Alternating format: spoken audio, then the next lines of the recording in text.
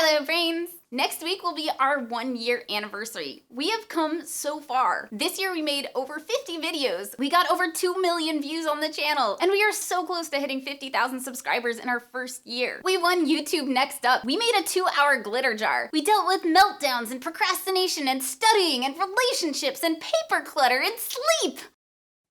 What's sleep?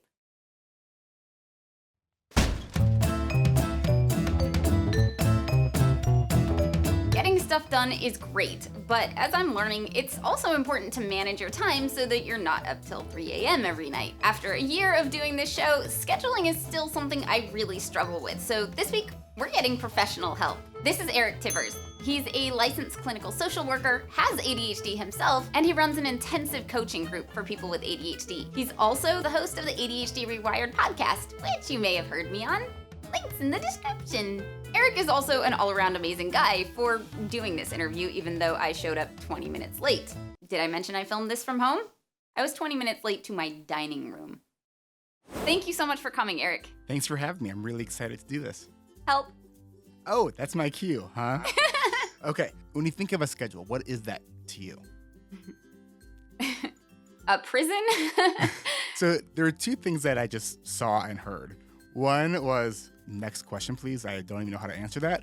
And the other is like, this is so, constraining. I don't want a schedule. Then I have no ability to have spontaneity. That's what I'm afraid of. I am so afraid of not having any spontaneity in my life and that's gonna make me less fun or less interesting. I have such a hard time sticking to a schedule that I end up being like the schedule police for the other people in my life. Anything that feels like it might throw me off schedule stresses me out. Do you think that there's also an element of you're overwhelmed and sort of getting laser focused where you're kind of like, if anyone's interrupting with your schedule, partially because you haven't had a schedule so now you're at this point? I mean, that's part of it for sure, right? Is by the time that I sit down and make a schedule, it's because I need one. When you make a schedule for yourself, do you get like a big slab of stone and a chisel? I mean, not generally speaking. Okay. I mean, that's good. I'm glad to hear that because a schedule or calendar is a tool that allows you to have flexibility, to create flexibility. Let's say something else comes up. You can take that thing that comes up and say, this is what I was planning on doing, but I'm looking ahead for the next 2 days, and I could actually do it this time, and if for some reason that doesn't work, I also have this time that I can do that. Then here's my question. How do you even begin to create a schedule? I don't understand how long my creative tasks will take. They could take a day, they could take 5 days, and I just don't know. And I'm starting to realize this is my aversion to schedules is it's so many opportunities to fail. If I don't set myself up for these are the things that I'm going to accomplish and this is when, then I can't fail. Anything that I do that day is a success. As soon as I have a schedule, I can fail. Like, not only can I, but I do constantly throughout the day, and it just makes me aware of my deficits. I like to think that there's no such thing as failure. There's success and there's learning. Right, easier said than done though, right?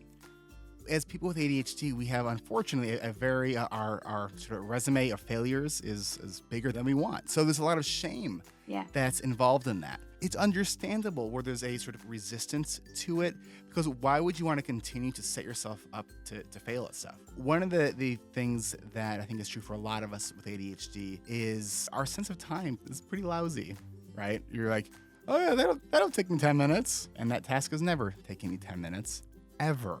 Right? Ever. So if you start just jumping into doing weekly planning, but you're using your old sense of time, the part that tells you those 15-minute tasks will only take you 5 minutes and the thing that you think will take you half an hour actually takes a good part of a day, you're going to always feel overwhelmed because you're going to always have too much on your plate. So the first step, if you're trying to build something big, so whether it's a YouTube channel or trying to structure your home, trying to get through college, like whatever it is, the first thing you have to know is how long do things actually take you? So is that what you would recommend? Like before I try to make another schedule, would you suggest that I go for a couple of weeks timing my activities first? Yes. So what you want to do is to take out your standard to-do list, have your task written down, and then look at the task and say, how long do I think this task is going to take me?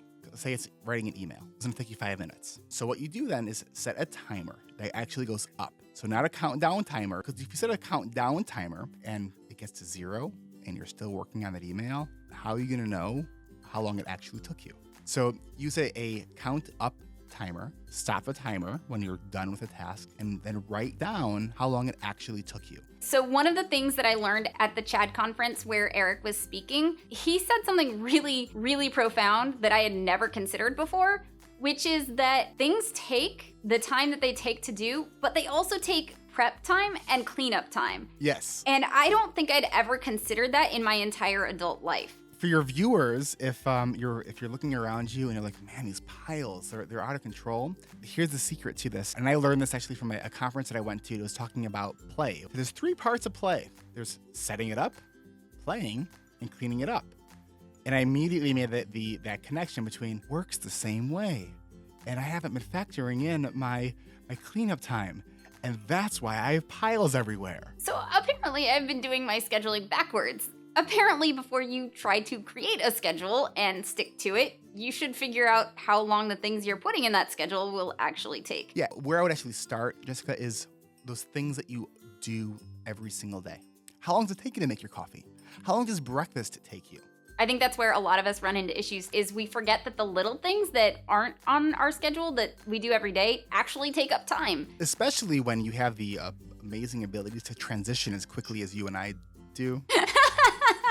I mean, it's crazy how long transitions take us. And transition! See, I'm getting better. In part 2 of Eric's interview, we'll talk about how to actually create and stick to a schedule. For now, we've got homework.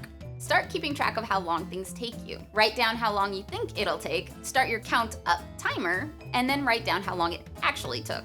In January, we'll take all this information and do stuff with it.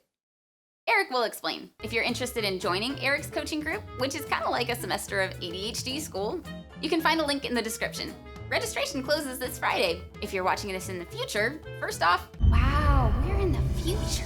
Second, Eric does these coaching groups pretty regularly, so there's probably another one starting soon. That's it for this week. Share your scheduling mishaps in the comments below, or hit me up on Facebook or Twitter. If you like this episode, subscribe. And if you love this episode and want to help me make more, consider donating to my Patreon page, like these brains did. Thank you to all my Patreon brains. You guys have no idea how much you keep me on schedule.